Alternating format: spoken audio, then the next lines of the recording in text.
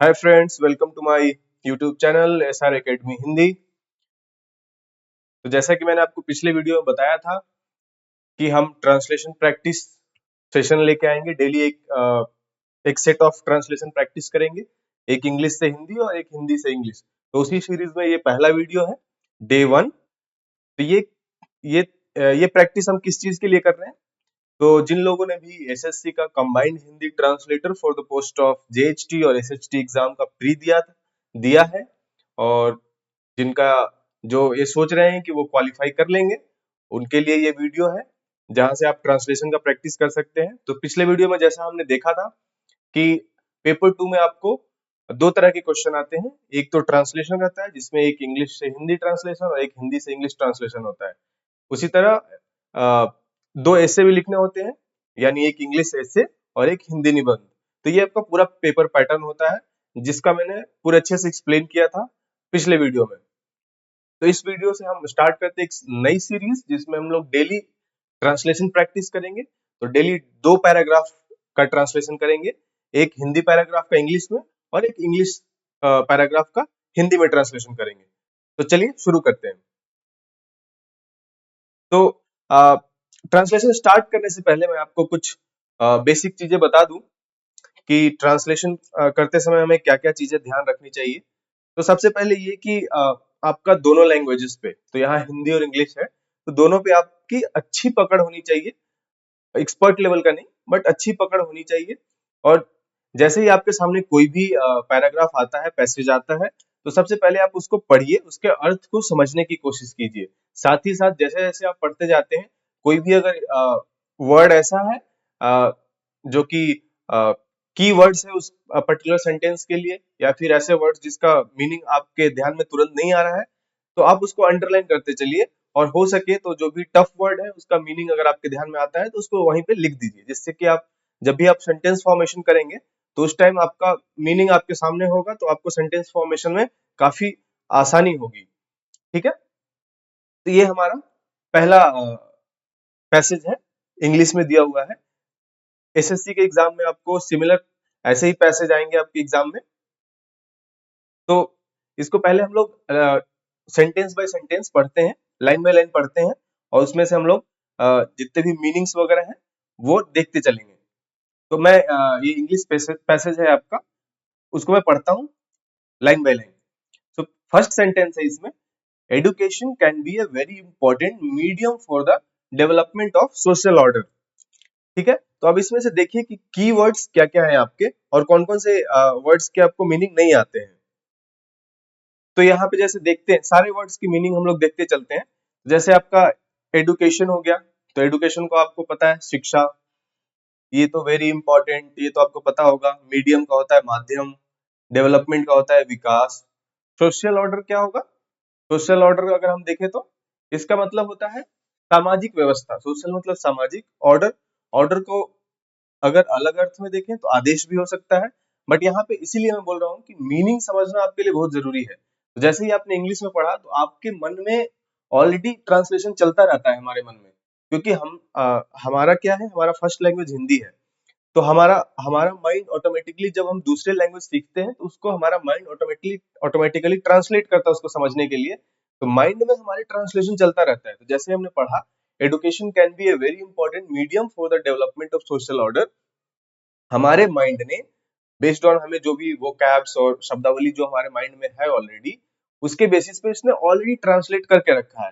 तो उससे हमें पता चलता है कि सोशल ऑर्डर का यहाँ पे सामाजिक आदेश नहीं है, जबकि सामाजिक व्यवस्था होना चाहिए यहाँ पे। ठीक है, तो अब इस लाइन का अगर हम ट्रांसलेट करें तो कैसे ट्रांसलेट करेंगे? Education can be very important medium for the development of social order. तो आप भी मेरे साथ साथ ट्रांसलेशन करते चलिए। अगर आपको मन करे तो आप वीडियो को पॉज कीजिए, पहले खुद ट्रांसलेट करके सारे पैसेज को आप हिंदी में लिख लीजिए, फिर आप मेरे साथ इसको मैच करते चलिए। तो फर्स्ट लाइन का मैं अभी ट्रांसलेशन लिखने वाला हूँ। तो इसका क्या होगा? पहला तो हो गया, सामाजिक व्यवस्था के लिए,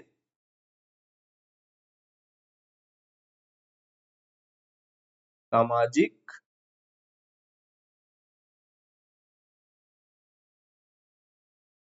व्यवस्था के लिए शिक्षा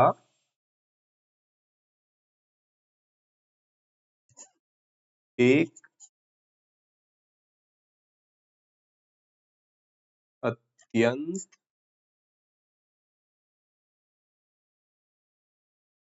महत्वपूर्ण माध्यम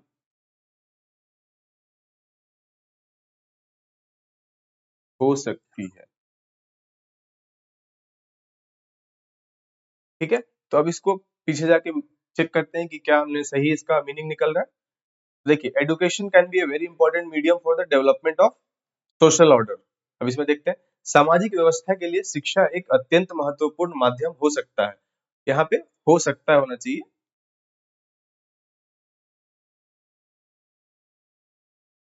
यहाँ पे आप हो सकता है। सामाजिक व्यवस्था के लिए शिक्षा एक अत्यंत महत्वपूर्ण माध्यम हो सकता है। ठीक है, तो ये आपका फर्स्ट सेंटेंस का हो गया। तो आपने यहाँ पे देख लिया, सारा मीनिंग हमें पता था, तो हमने एक आराम से सेंटेंस फॉर्मेशन कर लिया है। ठीक है, अब चलते हैं नेक्स्ट सेंटेंस की ओर। The school is an arena where the child learns to form relationships in the society. तो ये थोड़ा सा मीनिंग आपको हो सकता है बहुत लोगों को आपको ना आता हो, तो हम इसको इस तरह से समझने की कोशिश करेंगे। The school is an arena where the child learns to form relationship in society. तो ये क्या बताने की कोशिश कर रहा है कि स्कूल स्कूल एक कुछ है where the child learns to form relationship in the society. तो वो कुछ क्या हो सकता है? अगर अरेना का शाब्दिक अर्थ देखें अंग्रेजी में, तो इसका अखाड़ा हो सकता है, ऐसा जो इसका एग्जैक्ट मीनिंग होता है। बट यहाँ पे क्या है, तो हम इसे एज ए स्थान ले सकते हैं कि इसको क्या पढ़ सकते हैं, स्कूल या विद्यालय एक ऐसा स्थान है जहाँ बच्चा समाज में रिश्ते बनाना सीखता है। तो यहाँ इसको अरेना को हम लोग स्थान के रूप में लेंगे। ठीक है, तो अब इस सेंटेंस को हम यहाँ पे लिख देता हूँ। तो स्कूल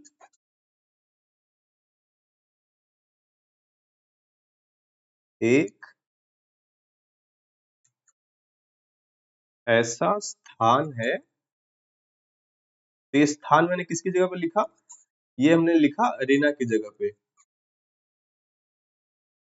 एक ऐसा स्थान है जहां बच्चा समाज में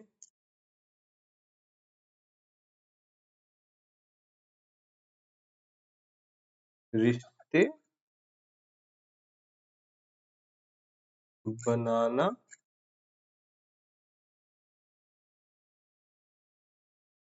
सीखता है।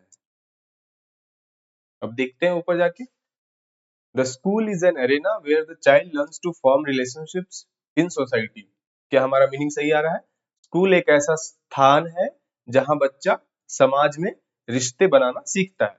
तो ये मीनिंग एग्जैक्टली सेम आ रहा है। ट्रांसलेशन में हमें यही करना होता है, जो आप इंग्लिश का जो सेंटेंस है जिससे जो मीनिंग आ रहा है वही सेम मीनिंग आपके हिंदी वाले सेंटेंस से आना चाहिए। ठीक है, तो अब चलते हैं नेक्स्ट लाइन में। It is generally agreed. Generally मतलब क्या होता है? आमतौर पे। जनरली एग्रीड मतलब ऐसा माना जाता है that the human personality. Human personality क्या है? ह्यूमन पर्सनालिटी को आप बोल सकते हैं मानव व्यक्तित्व। ग्रोज मतलब, ग्रोज का मतलब क्या होता है? बढ़ना। तो देखते हैं इसको सेंटेंस में बनाते समय कैसे करेंगे। डेवलप्स मतलब विकसित होना। मैच्योर्स मतलब, मैच्योर मतलब परिपक्व होना। थ्रू रिलेशनशिप्स तो आप जानते हैं रिलेशनशिप्स क्या होता है। रिलेशनशिप्स को यहाँ पे रिश्ता बोल सकते हैं, संबंध बोल सकते हैं। तो इस सेंटेंस में क्या आता है वो हम देखते हैं। तो इसको अगर हम पूरे हिंदी में अगर इसको ट्रांसलेट करेंगे तो क्या होगा, देखिए। It is generally agreed that the human personality grows, develops and matures through relationships with other. तो इसके लिए आम तौर पर यह माना जाता है कि मानव व्यक्तित्व दूसरों के साथ संबंधों के माध्यम से बढ़ता, विकसित और परिपक्व होता है। तो इसको इस तरह से ट्रांसलेट करेंगे, तो इसको लिख लेते हैं। देखिए, आम तौर पर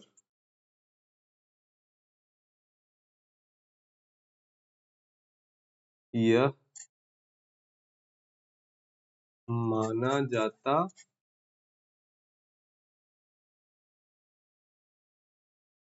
है कि मानव व्यक्तित्व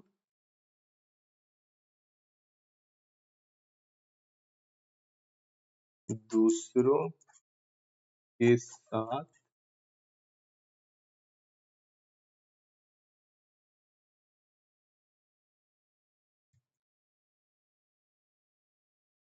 संबंधों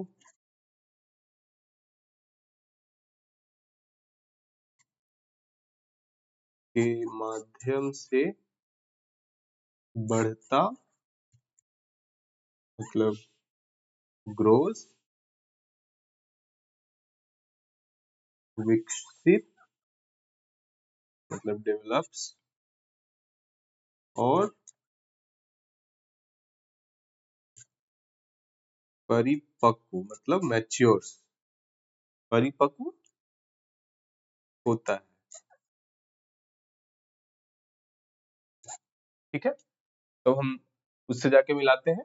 इट इज जनरली एग्रीड मतलब आमतौर पर यह माना जाता है कि मानव व्यक्तित्व दूसरों के साथ संबंधों के माध्यम से बढ़ता विकसित और परिपक्व होता है। ठीक है, अब आगे चलते हैं।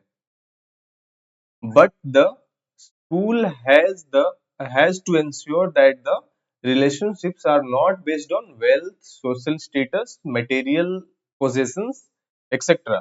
तो इसमें देखते हैं कौन कौन सा वर्ड आपका आ गया। स्कूल तो जानते हैं, इंश्योर मतलब इंश्योर का मतलब क्या होता है, सुनिश्चित करना। रिलेशनशिप्स अगेन वही संबंध या रिश्ते जो भी बोल सकते हैं। Are not based on wealth, wealth मतलब क्या होता है, वेल्थ मतलब संपत्ति बोल सकते हैं इसको। सोशल स्टेटस मतलब सामाजिक स्थिति।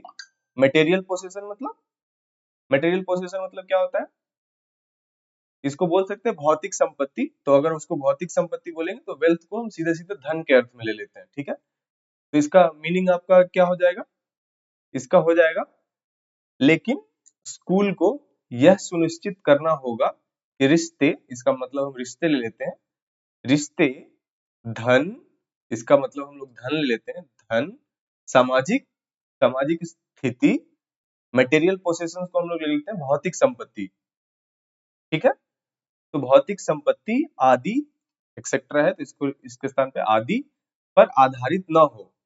But the school has to ensure that the relationships are not based on, तो आधारित न हो, नॉट बेस्ड ऑन का आधारित न हो।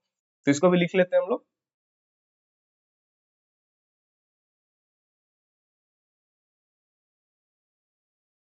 लेकिन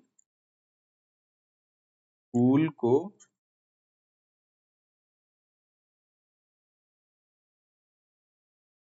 यह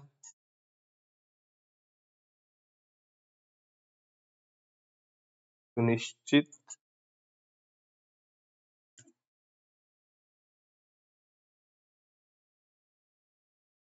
करना होगा कि रिश्ते या संबंध को ले सकते हैं, संबंध मतलब यहाँ अर्थ है सामाजिक संबंध से, धन सामाजिक स्थिति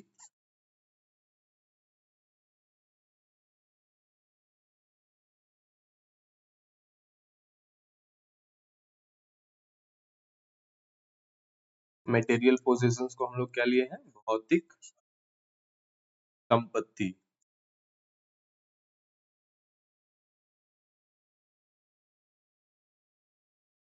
आदि पर आधारित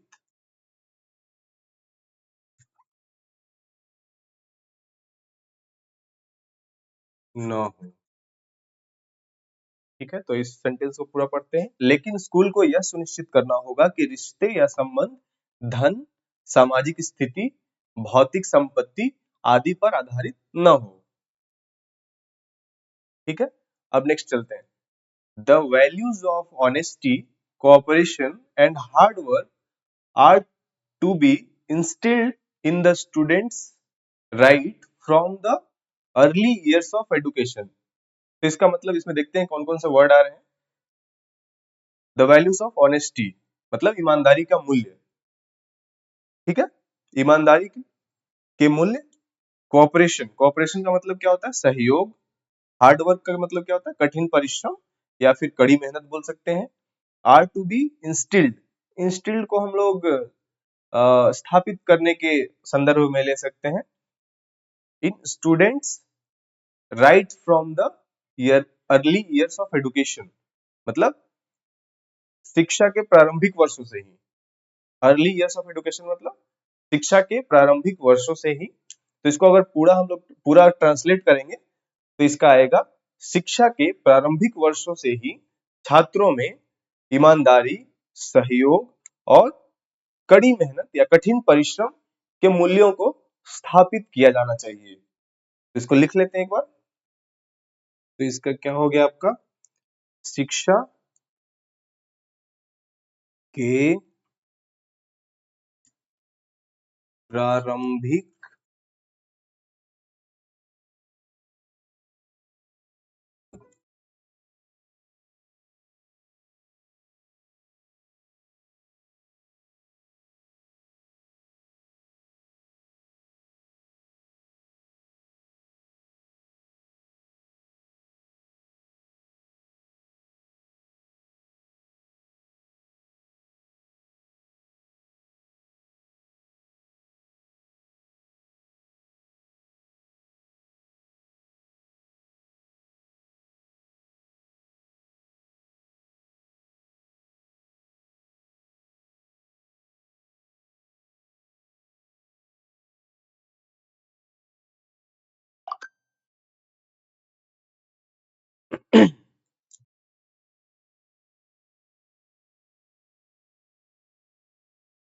तो क्या होगा?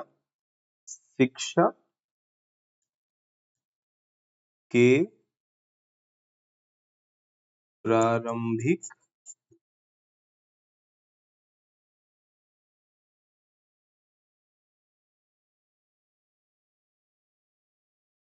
वर्षों से ही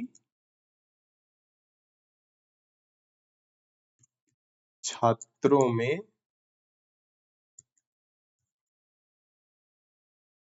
ईमानदारी,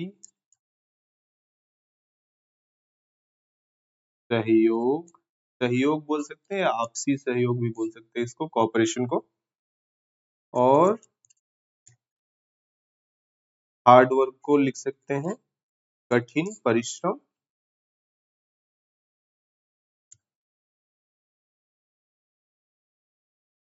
के मूल्यों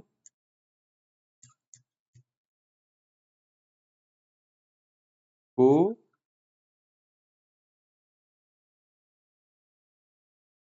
स्थापित किया जाना चाहिए। स्थापित किया जाना चाहिए हमने किसके लिए लिया है? इंस्टिल्ड करके एक शब्द था, तो इसके लिए लिया है। ठीक है, अब फिर से चलते हैं नेक्स्ट सेंटेंस पे। Then they will grow up to be individuals who strive for excellence through their dedication and commitment। तो इसमें आपका कौन कौन सा है? स्ट्राइव फॉर एक्सेलेंस मतलब क्या होगा? उत्कृष्टता। एक्सेलेंस मतलब क्या बोलेंगे? उत्कृष्टता। और डेडिकेशन के लिए क्या बोलेंगे? डेडिकेशन के लिए आपका, इसके लिए आपको बोल सकते हैं समर्पण, और कमिटमेंट के लिए क्या बोल सकते हैं? प्रतिबद्धता। तो दे विल ग्रो अप मतलब या तो बोल सकते हैं बड़े होकर, जब वो बड़े होंगे। इंडिविजुअल्स मतलब क्या? इंडिविजुअल्स मतलब व्यक्ति। तो इसको पूरे सेंटेंस में अगर हम बोलेंगे तो इसमें होगा, तब मीन्स देन दे, तब वे बड़े होकर ऐसे व्यक्ति बनेंगे जो अपने समर्पण और प्रतिबद्धता, डेडिकेशन एंड कमिटमेंट के माध्यम से उत्कृष्टता के लिए प्रयास करेंगे। स्ट्राइव फॉर एक्सेलेंस मतलब उत्कृष्टता के लिए प्रयास करेंगे। तो आइए इसको लिख लेते हैं। तो सेंटेंस क्या हो जाएगा? तब वे बड़े होकर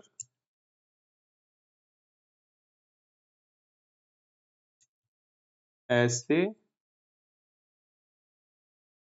व्यक्ति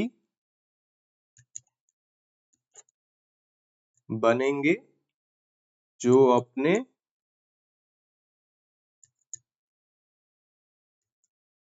समर्पण और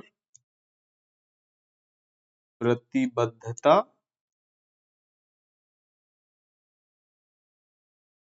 के माध्यम से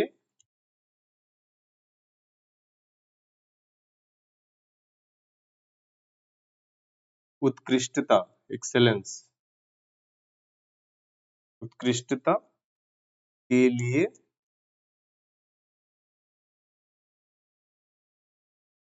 प्रयास करेंगे।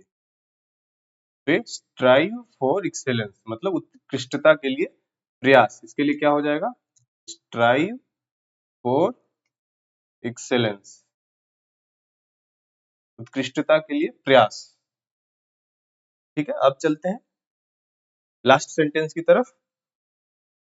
They will respect all fellow human beings who toil hard and achieve their goals in their fields of work। तो इसमें रेस्पेक्ट मतलब आपको सम्मान, फेलो ह्यूमन बींग्स मतलब साथी मनुष्यों, यहाँ पे बोल सकते हैं फेलो ह्यूमन बींग्स, या फिर अ, दूसरे इंसानों का, ऐसा कुछ इसका मीनिंग हो सकता है। साथी मनुष्यों का सम्मान करेंगे, ऐसा इस अर्थ में ले सकते हैं। और कौन सा? टॉयल हार्ड, टॉयल हार्ड मतलब जो कड़ी मेहनत करते हैं, ऐसा कुछ बोल सकते हैं। जो who does hard work, who toil hard and achieve their goals, goals मतलब लक्ष्य, in their field of work जो अपने कार्य क्षेत्र, field of work मतलब कार्य क्षेत्र में। तो they will respect all fellow human beings who toil hard and achieve their goals in their field of work। तो इसके लिए क्या हो जाएगा सेंटेंस? वे उन सभी साथी मनुष्यों का सम्मान करेंगे जो कठिन परिश्रम करते हैं, टॉयल हार्ड, और अपने कार्य क्षेत्र में अपने लक्ष्य हासिल करते हैं। ठीक है, तो इसको लिख लेते हैं एक बार।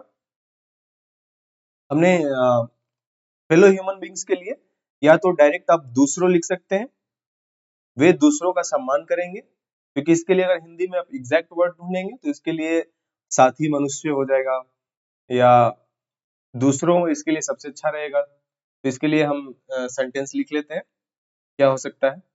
इसका हो जाएगा वे उन सभी साथी मनुष्यों का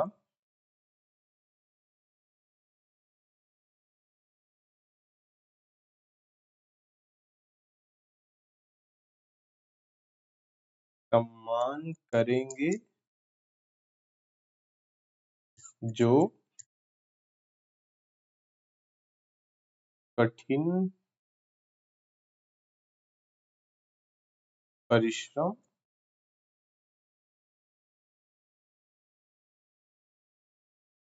करते हैं और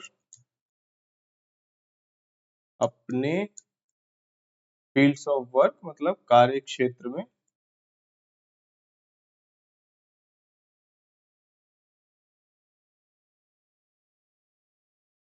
अपने लक्ष्य, गोल, लक्ष्य हासिल करते हैं। ठीक है, तो ये आपका हो गया लास्ट सेंटेंस का हिंदी ट्रांसलेशन। ठीक है, तो इसका जो पूरा ट्रांसलेशन होगा वो मैं टेलीग्राम ग्रुप में सेंड कर दूंगा, आप उससे जुड़ सकते हैं। वीडियो के डिस्क्रिप्शन में आपको टेलीग्राम चैनल का लिंक आपको मिल जाएगा, तो उसमें मैं आपका पीडीएफ इसका ट्रांसलेशन का मैं सेंड कर दूंगा। अब चलते हैं नेक्स्ट चलते हैं हम लोग हिंदी टू इंग्लिश ट्रांसलेशन। ठीक है, तो इसमें क्या है, आपको हिंदी का एक अनुच्छेद दिया हुआ है और इसको आपको इंग्लिश में ट्रांसलेट करना है। ठीक है, तो इसका कैसे करेंगे? इसके लिए भी हम लोग सेम जो प्रोसेस है वो फॉलो करेंगे। एक एक सेंटेंस पढ़ते जाएंगे और उसको ट्रांसलेट करते जाएंगे, जो भी शब्द यहाँ पे आएंगे उसका इंग्लिश इक्विवेलेंट हम लोग फाइंड आउट करेंगे। तो भारत का संविधान केवल एक विधि दस्तावेज नहीं है, बल्कि यह एक ऐसा महत्वपूर्ण साधन है जो समाज के सभी वर्गों की स्वतंत्रता को संरक्षित करता है। ठीक है। तो भारत का संविधान मतलब कॉन्स्टिट्यूशन ऑफ इंडिया केवल एक विधि दस्तावेज, विधि दस्तावेज मतलब लीगल डॉक्यूमेंट, एक ऐसा महत्वपूर्ण साधन, मतलब महत्वपूर्ण तो हो गया आपका इंपॉर्टेंट, साधन को हम लोग बोल सकते हैं इंस्ट्रूमेंट। ठीक है। जो समाज मतलब सोसाइटी, सभी वर्गों, सभी वर्गों के लिए क्या आएगा शब्द? All section of, all sections of society बोल सकते हैं। सभी वर्गों के लिए ऑल सेक्शंस ऑफ सोसाइटी। स्वतंत्रता मतलब, स्वतंत्रता मतलब क्या होगा यहाँ पे? फ्रीडम। संरक्षित मतलब, संरक्षित मतलब यहाँ पे हम प्रोटेक्ट के सेंस में ले रहे हैं, तो यहाँ पे प्रोटेक्ट लेंगे। तो ये हमारा मीनिंग हो गया। तो आइए इसको हम लिखते हैं फर्स्ट लाइन को। इसमें आ जाएगा the constitution of India is not, केवल एक, केवल एक मतलब नॉट मियरली है, मियरली एक वर्ड होता है जिसका मतलब होता है न केवल ये एक ऐसा करके कुछ, is not merely a legal document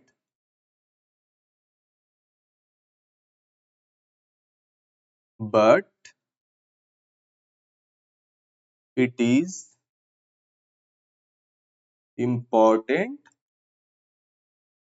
साधन को हमने क्या लिया है? इंस्ट्रूमेंट के संदर्भ में, इम्पोर्टेंट इंस्ट्रूमेंट दैट, संरक्षण को, दैट प्रोटेक्ट्स। देखिए यहाँ पे संरक्षित करने का क्या होता है? कंजर्व भी हो जाएगा, बट यहाँ कंजर्व के मीनिंग में नहीं लेंगे, इसलिए मैं बोलता हूँ कि आप इसको समझने की कोशिश कीजिए कि ये किस संदर्भ में बात हो रहा है। तो यहाँ पे प्रोटेक्ट, प्रोटेक्ट के संदर्भ में हो रहा है, प्रोटेक्ट्स द, स्वतंत्रता का क्या हो जाएगा? फ्रीडम, फ्रीडम ऑफ सभी वर्गों मतलब all sections of society,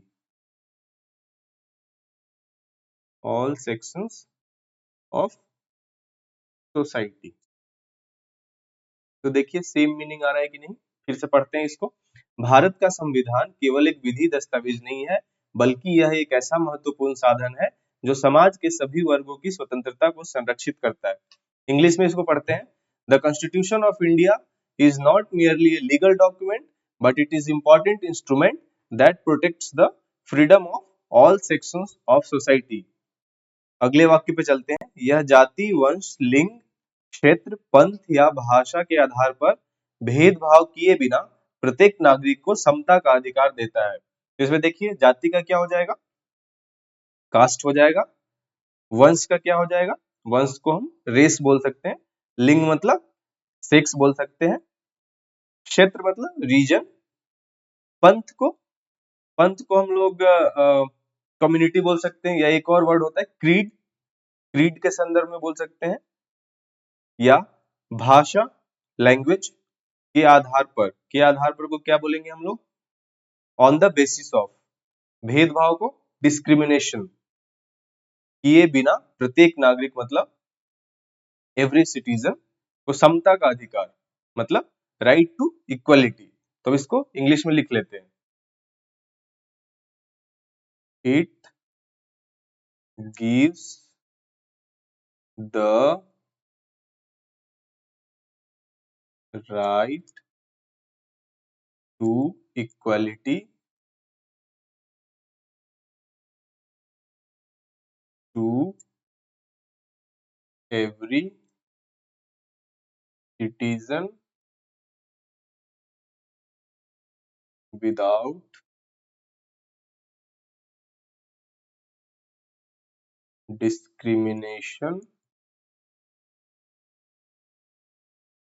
on the basis of caste, race, sex, region, creed. Creed को हम लोग पंथ के लिए एक वर्ड होता है क्रीड, और लैंग्वेज। तो ये आपका पूरे वाक्य का इंग्लिश ट्रांसलेशन हो गया। अगले वाक्य पे चलते हैं।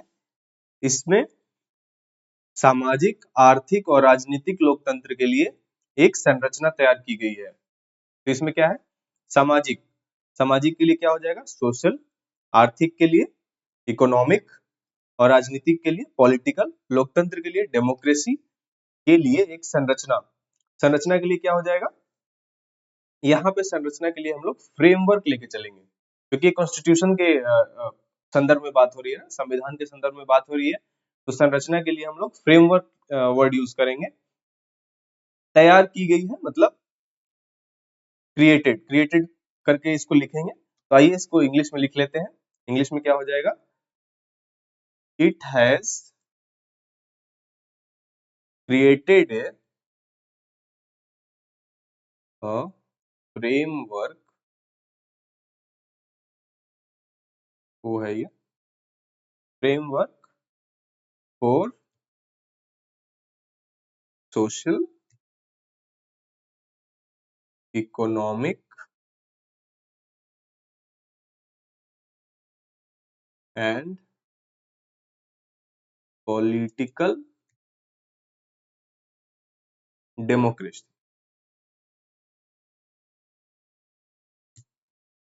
ठीक है, अगले वाक्य पे चलते हैं। संविधान बताता है कि हमारे दूरदर्शी संविधान निर्माताओं का भारतीय राष्ट्रवाद में अमिट विश्वास था। ठीक है, ये सेंटेंस को लेके चलते हैं। तो इसमें संविधान का तो आपको पता है, कॉन्स्टिट्यूशन बताता है कि हमारे दूरदर्शी, दूरदर्शी का हम लोग क्या लिखेंगे? दूरदर्शी का विजनरी, विजनरी बोलते हैं। दूरदर्शी संविधान निर्माता को कॉन्स्टिट्यूशन मेकर्स हम लोग सिंपली लिख सकते हैं। हैड एंड मतलब उनके पास था। हमारे दूरदर्शी संविधान निर्माताओं का भारतीय राष्ट्रवाद में क्या हो जाएगा? इंडियन नेशनलिज्म इसको बोल सकते हैं, में अमिट विश्वास। अमिट विश्वास का क्या होगा? विश्वास का तो फेथ हो जाएगा। अमिट का हम लोग बोल सकते हैं अनवेवरिंग, अनवेवरिंग बोल सकते हैं इसके लिए, अमिट के लिए। तो इसको हम लोग लिख लेते हैं, द कॉन्स्टिट्यूशन। कॉन्स्टिट्यूशन को मैं इतना ही लिखता हूं, the constitution shows that our constitution makers had an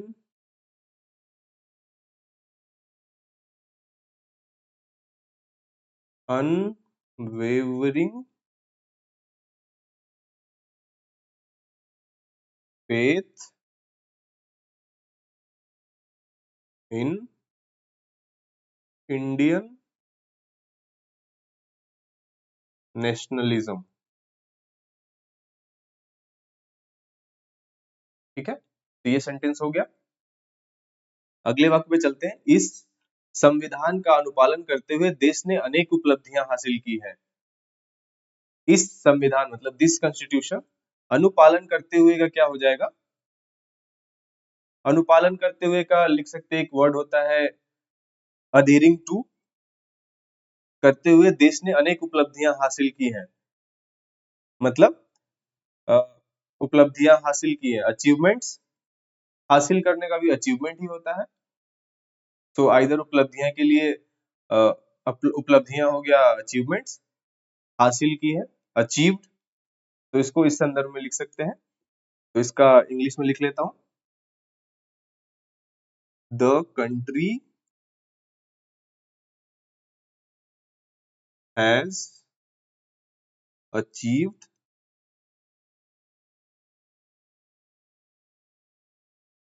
many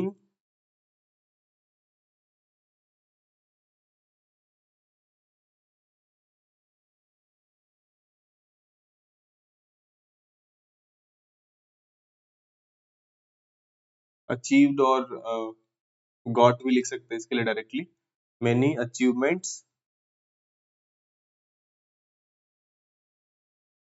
bye adhering to this constitution। ठीक है, द कंट्री हैज गॉट या अचीव मेनी अचीवमेंट्स, यहाँ पे गॉट भी लिख सकते हैं, got many achievements by adhering to this constitution. तो ये हो गया इसका इंग्लिश ट्रांसलेशन। अगले वाक्य पे चलते हैं। विश्व का सबसे बड़ा और सफल लोकतंत्र होने का गौरव हमें प्राप्त है। विश्व का हो गया वर्ल्ड, सबसे बड़ा मतलब लार्जेस्ट, सफल लोकतंत्र मतलब सक्सेसफुल डेमोक्रेसी, गौरव का क्या होता है, प्राइड बोल सकते हैं, हमें प्राप्त है। तो इसको इंग्लिश में ट्रांसलेट करते हैं तो we have the pride of being the largest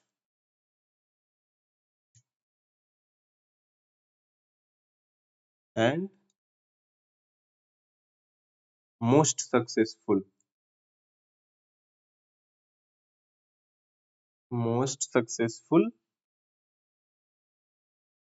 democracy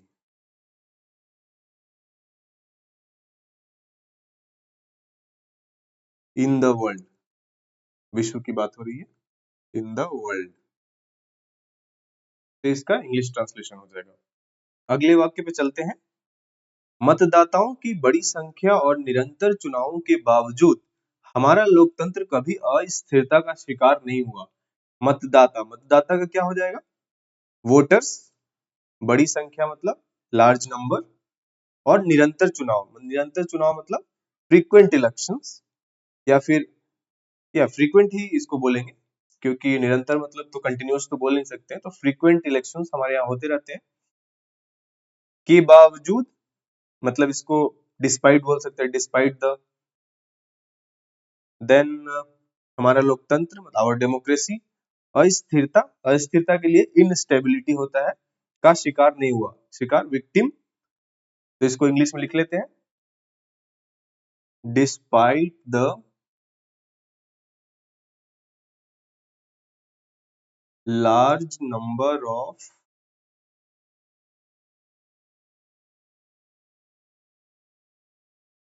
voters and frequent elections, our democracy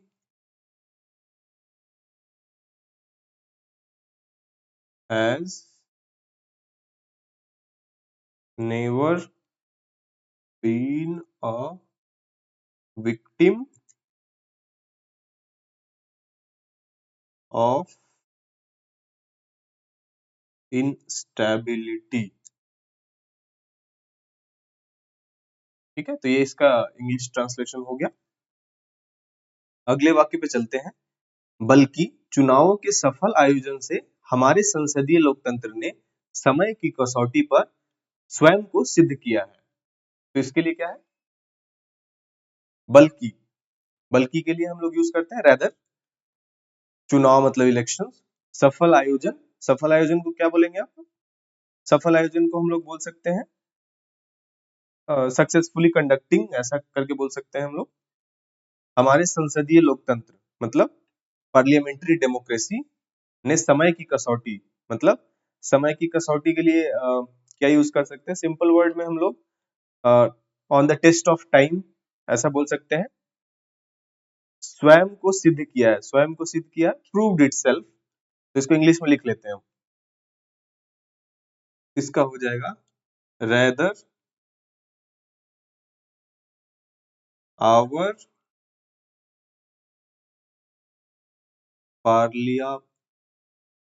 parliamentary democracy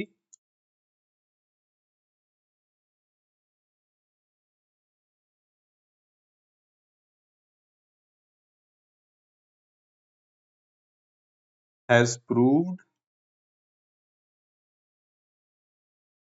itself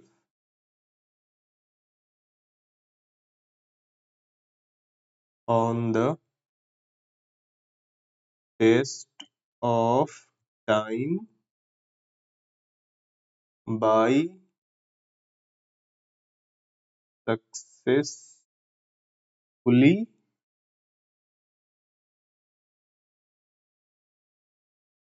conduct, sorry, conducting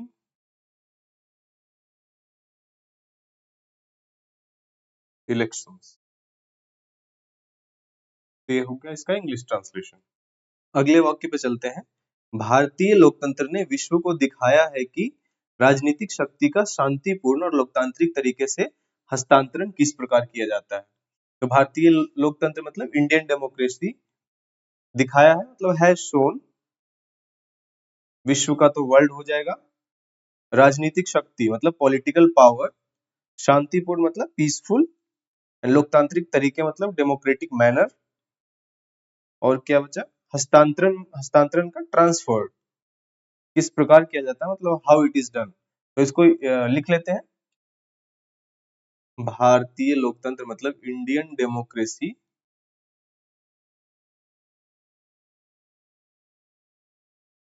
has shown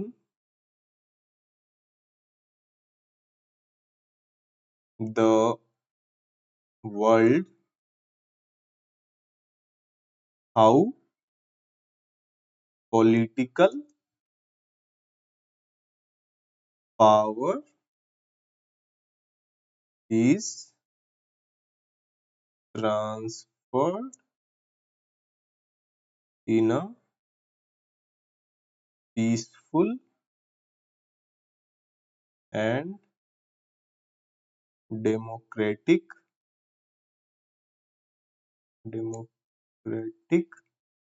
manner। तो ये आपका हिंदी पैसेज का भी ट्रांसलेशन कंप्लीट हो गया। ठीक है, तो हमने आज एक इंग्लिश पैसेज का हिंदी में और हिंदी पैसेज का इंग्लिश में ट्रांसलेशन किया।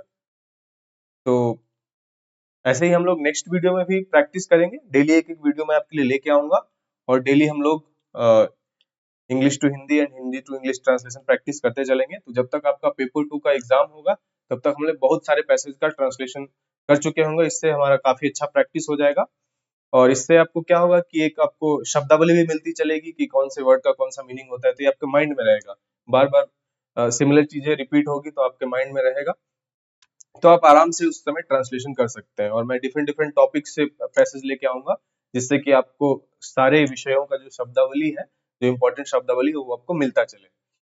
तो आज के वीडियो में इतना ही। तो मेरे चैनल को लाइक कीजिए, सब्सक्राइब कीजिए और जितना ज्यादा ज्यादा हो सके शेयर कीजिए ताकि मैं आगे भी इसी तरह वीडियो बनाता रहूं डिफरेंट टॉपिक्स पर। तो थैंक यू सो मच, बने रहिए मेरे चैनल पे। कल फिर से दो नए पैसेज के साथ आपसे मिलता हूं, उसका ट्रांसलेशन हम लोग करेंगे। तो थैंक यू सो मच, जय हिंद।